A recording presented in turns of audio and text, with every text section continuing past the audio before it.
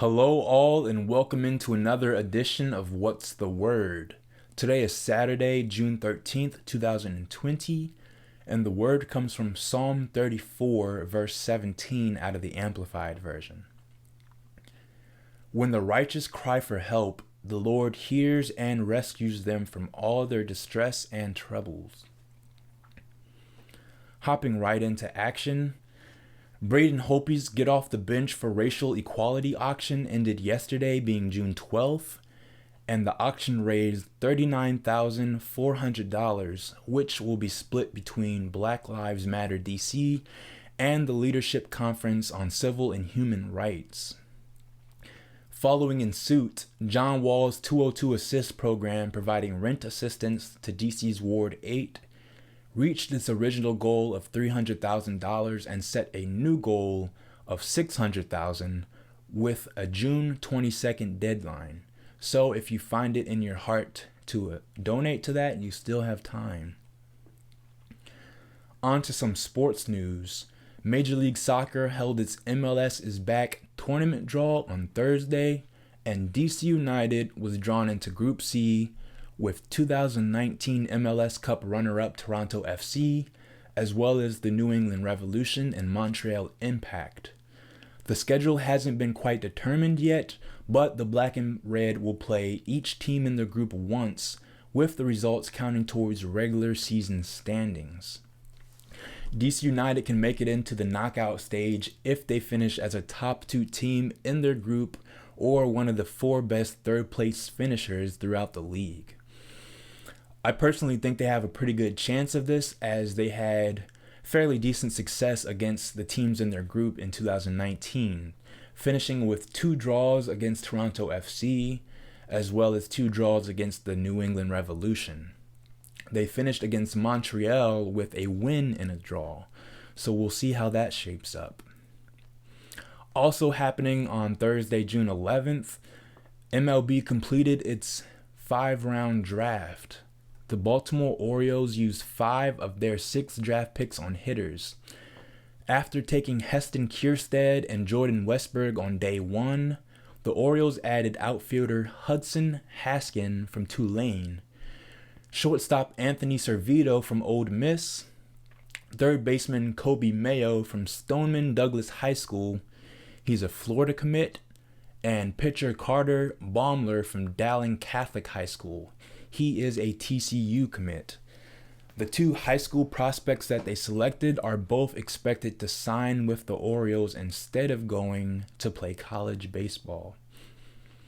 When asked about why their particular draft strategy included so many hitters, Brad Ciolek, the Orioles supervisor on domestic scouting, said, "We lined up our board and took the best player that was on our board at that given time. We had pitchers up and down our board that we thought we had in good spots, but for whatever reason, we liked the position player in that point in time better, or the pitcher went right before our next selection." So that gives you some insight into their draft strategy. For the Nationals, in antithesis, they used 4 of their 6 draft picks on pitching.